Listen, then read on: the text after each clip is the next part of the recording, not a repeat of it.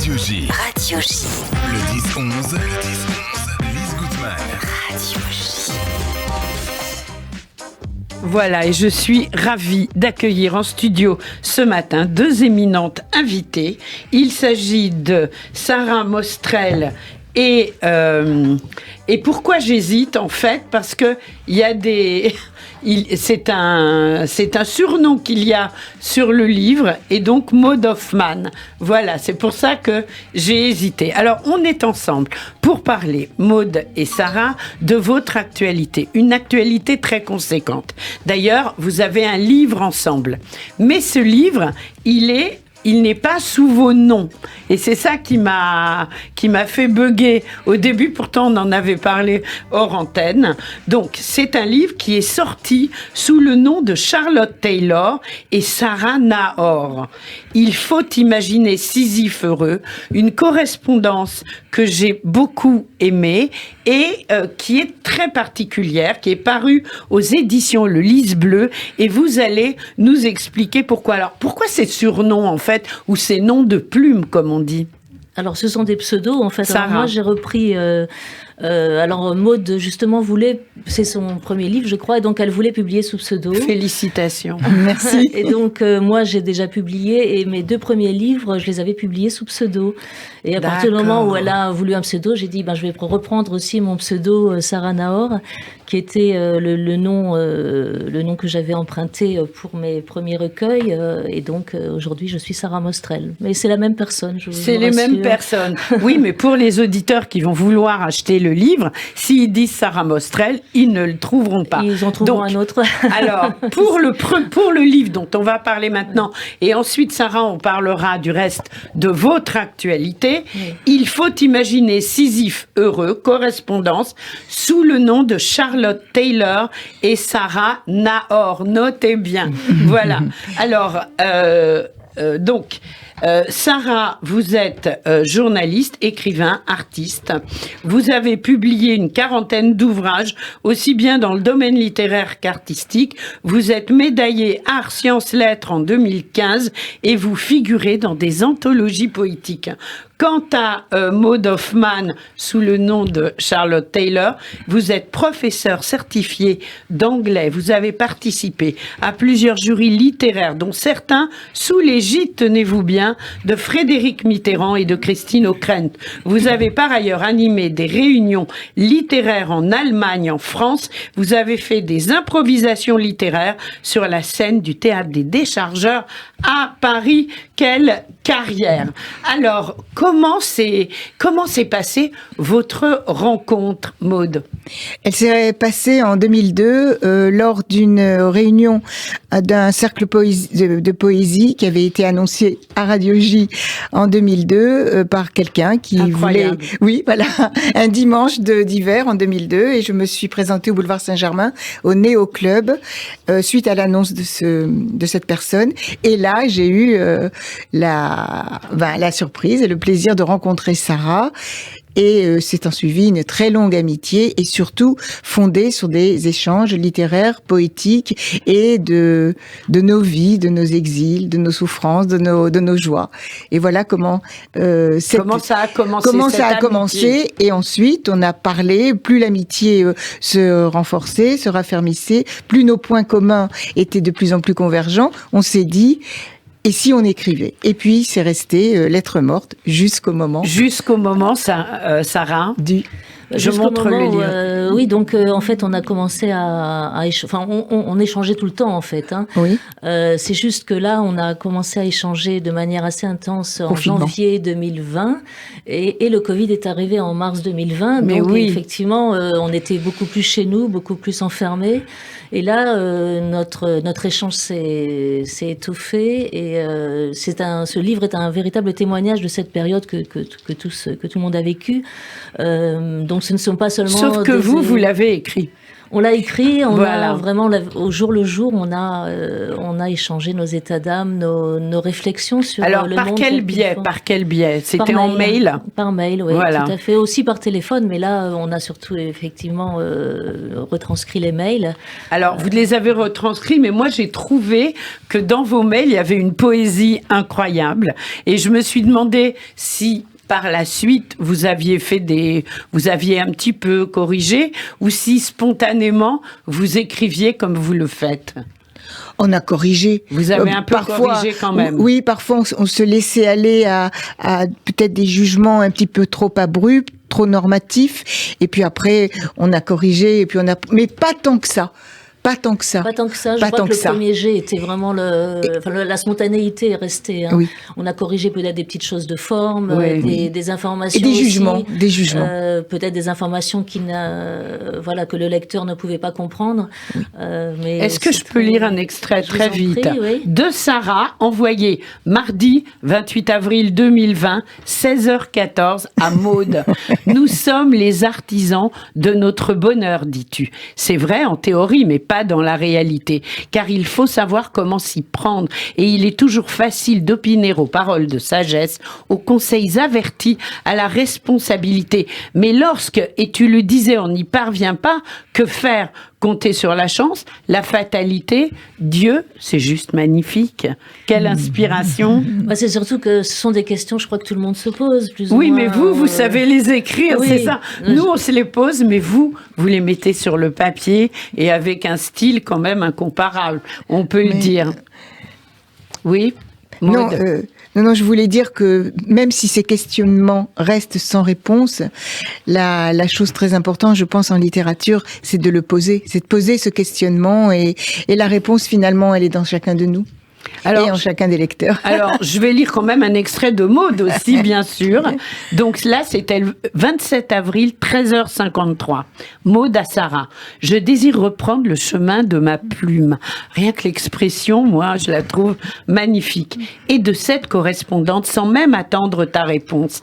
Mais ta réponse sera d'autant plus riche puisque d'autres éléments seront survenus d'ici là. Ce matin, j'ai fortement pensé à deux concepts ordinaires et universels qui ont traversé ma vie de façon prégnante en entraînant des complications sur mon rapport au monde. Quel style! Est-ce que vous vous souvenez des moments où vous avez écrit? Ou en reprenant les mails, c'est revenu? Moi, je me souviens de tout, de chaque moment, parce que c'était quand même une période très compliquée, Oui. où tous les repères ont été abolis, où on avait la peur de l'avenir, en fait. Hein, on n'avait pas La peur de la vaccin, vie. de la vie, La peur pas de la masque, vie pas plus que de la vaccin, mort. Oui, c'est ça. On savait pas du tout où on allait. Moi, j'avais Oui. une situation familiale particulière. Tout était très compliqué. Et moi, je me souviens très bien de ces moments de traversée que j'ai un petit peu exorcisé. Et puis cette distance qu'on nous a imposée, cette distance du rapport humain et donc de la relation familiale et d'être coupé de sa famille, c'était quelque chose d'inédit. Oui, tout à fait. Et qu'il fallait inventer. Et se réinventer, c'est quand même pas chose facile dans la vie. Trouver en soi des ressources. Alors, pendant toute cette période, c'est vrai que le mot qui a été à l'honneur, ça a été se réinventer. Oui. Nous, on l'a fait, par exemple, autour de la radio, avec la technologie dont on disposait à l'époque, et c'était pas ce qu'on a maintenant. Mais on a fait ce qu'on a pu pour garder le lien avec les auditeurs. Mais vous, je trouve que vous vous êtes réinventé avec vos propres armes, qui sont des armes poétiques, et ça, c'est quand même exceptionnel. Je crois que c'est le seul livre qu'on a dans ce domaine. Est-ce que je me trompe? Alors, je ne sais pas si c'est le seul livre, mais en tout cas, moi, je sais que... oui, sur ce domaine. Oui. En tout cas, moi, j'ai vraiment exploité, entre guillemets, ma créativité. Mais oui, on la connaît. Qui était déjà en cours, mais ça a Oui. été vraiment... mes ressources étaient là, en fait, d'affronter ce monde un peu pathologique. Enfin, on était dans une situation très critique. Et j'ai utilisé effectivement mes ressources de création, l'écriture, la peinture, la musique. Où j'ai beaucoup créé, j'ai beaucoup produit. Il fallait de toute façon absolument trouver une solution à toute cette Mais cette grâce à tension. Sarah, moi je suis sortie de moi-même parce que moi j'avance toujours masquée dans la vie et c'est pour ça que j'ai pris un pseudo parce Oui. que bon c'est très important. Et maintenant, Pour moi- on sait qui vous êtes. grâce à Radio D'accord. J. Mais si vous voulez, Sarah, comme elle a une longue habitude de l'écriture, moi c'est une écriture chez moi, Mais elle est très belle, votre enfermée écriture. dans 4 murs, donc dans mes 4 murs parce que j'écris depuis l'âge de 15 ans et j'ai tenu un journal quand j'étais petite et adolescente et j'ai toujours écrit. Mais Sarah m'a poussée à sortir de moi-même Et elle a je bien lui fait. en suis très reconnaissante parce que finalement on a toujours des barrières, des limites. Et on se crée ses propres limites finalement. Et votre puis, journal, alors, quand est-ce que vous l'éditez? Jamais, il est au fond du tiroir. C'est dommage. Je suis sûre qu'il doit être très, très bien écrit. Alors, est-ce que ça vous a aidé à tenir pendant toute cette pandémie votre correspondante? Quelque part, oui. Je pense que oui, je pense que ça fait partie de... Enfin, moi, j'avais les autres ressources dont j'ai parlé, mais effectivement, l'amitié, le lien social qui n'existait plus, c'était terrible, en fait, de plus sortir, de plus savoir quand on va aller pouvoir prendre un pot, les restaurants fermés, enfin, une vie complètement inattendue. Et je pense que, oui, cette amitié-là, qui a été mise en exergue avec ce livre, a été très bénéfique Et pour très moi. essentiel. Oui. Très essentiel parce que c'était un lien qui était hors d'un lien téléphonique d'amitié Bien sûr. où on parlait à un certain premier degré de banalité, etc. Là, il y avait un substrat qui était cet échange d'écriture et qui était très, très essentiel. Bien sûr. Alors, on le retrouve dans ce livre. Il faut imaginer Sisyphe heureux, correspondance. Alors, pour nous toutes et tous qui vous écoutez, pourquoi Sisyphe? Ben parce que, enfin, On connaît le mythe, mais bon, voilà. Oui, ça voilà, vient du mythe. pour moi, parce que c'est cette histoire de rocher et c'est l'histoire des êtres humains dans la vie. Il faut s'imaginer heureux, alors que c'est très difficile, vu notre condition. On est jeté là, dans ce monde, on ne connaît pas le mode d'emploi, mais il faut monter le rocher tous les jours.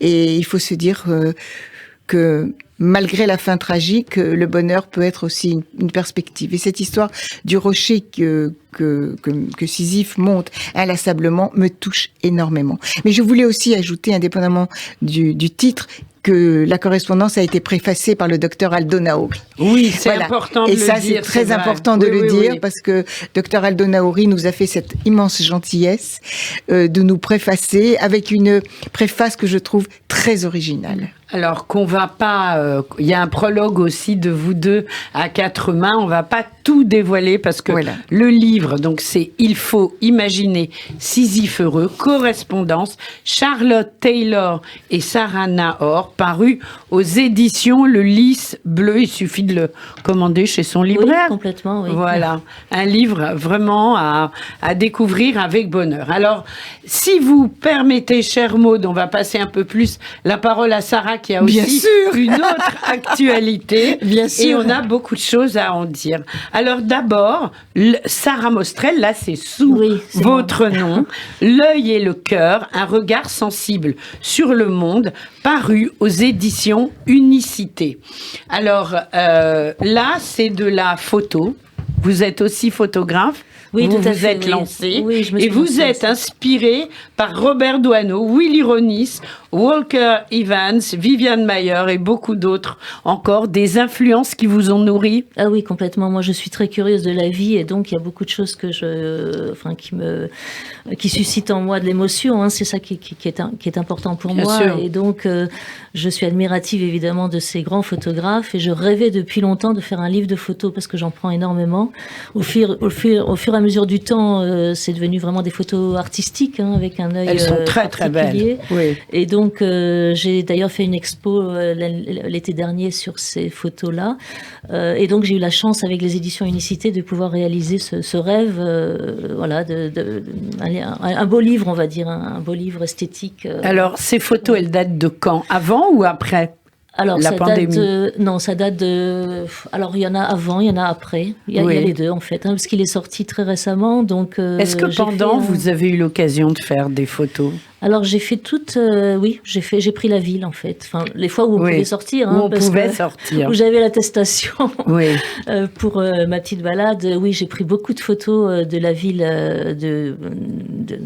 du quartier où j'habitais. D'ailleurs, ça existe sur YouTube. J'ai fait un petit montage avec ces photos de ville qui étaient quand même très intéressantes aussi parce qu'il y avait juste des petits oiseaux et des. Bien sûr.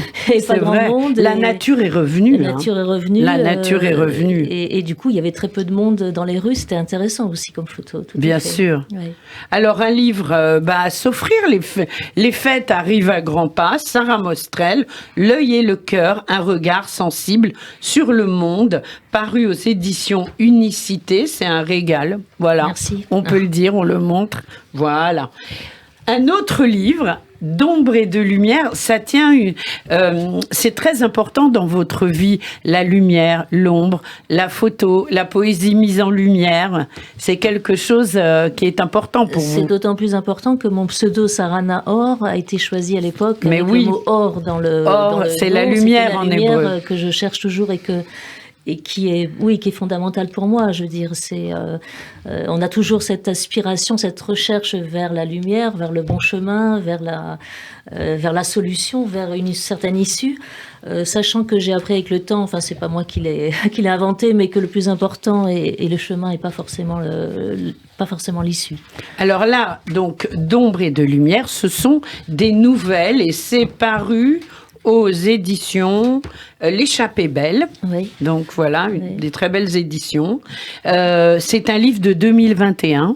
Oui, alors mais qu'on trouve toujours. Voilà, ces 3 livres en fait ont été finalisés pendant le confinement. Oui. C'est intéressant de le dire parce que ça fait un lien justement avec Sisyphe. Oui. Voilà, c'était un plaisir aussi de voir réaliser ces choses-là qui ont été faites dans une période quand même très très anxiogène. Et donc ce livre-là est le 3e tome d'une trilogie qui a été publiée donc à l'Échappée Belle. C'est une sorte de roman parce que les nouvelles sont corrélées par un lien. C'est l'histoire de 2 sœurs en fait qui parlent de l'amour, qui est un sujet que j'ai beaucoup traité. Pour lequel vous m'aviez reçu d'ailleurs à l'époque. Oui, exact, c'est vrai. Et donc l'une essaye d'encourager l'autre en lui disant ne laisse pas tomber. Elle lui cite toutes sortes d'exemples de couples autour d'elle qui ont des aléas de la vie, mais qui finalement arrivent à s'en sortir. L'idée, c'est toujours effectivement de trouver la lumière même dans l'obscurité. En fait. C'est vrai. D'où le titre. Vous les avez lus, Maude, les livres? Pas encore. Pas encore. Donc vous allez avoir le plaisir. Mais j'ai vu l'exposition de photos exceptionnelles. Exceptionnelles. Ah oui, elles sont incroyables. Elles sont très très belles et on penserait même pas que c'est un photographe amateur. Enfin. Et vous photographiez avec quel appareil, Alors Sarah? j'ai un Sony, un Sony semi-automatique, et j'ai aussi mon portable. Il y a des photos là faites. Non, la plupart sont faites avec un vrai appareil photo, mais je veux dire, je suis tout le temps avec mon portable à prendre tout le temps des photos. Si je vois un petit rayon de lumière ou un reflet. Ça, je peux en témoigner. On était dans une exposition, dans un concert au musée Rodin. Oui. Sarah est toujours prête à... Je m'émerveille très facilement, en fait, et j'observe, et les choses m'appellent, en fait. Oui, tout le temps. Et il y a quelque chose qui est presque une seconde nature, puisque nous sommes dans un autre cadre, qui n'est pas celui de la photo, qui est de la musique, ou une expo de peinture que nous sommes allés voir à Rodin. Tout de suite, elle photographie. Tout de suite. Ouais. Alors, il y a quand même une autre chose, c'est que Sarah, elle écrit, Sarah Mostrel, mais elle chante. Elle chante, oui. Elle chante aussi. Alors, un album, Ce qui nous lie, Sarah Mostrel. Parlez-nous de vos chansons. Alors, ces chansons... Ça vient de sortir? Oui, c'est le 5e album qui a été aussi finalisé en confinement, d'où toujours ce cadre-là. Vous n'avez pas enregistré de chez vous, quand même? Non, j'ai pas enregistré chez moi. Je l'ai composé chez moi avec ma guitare.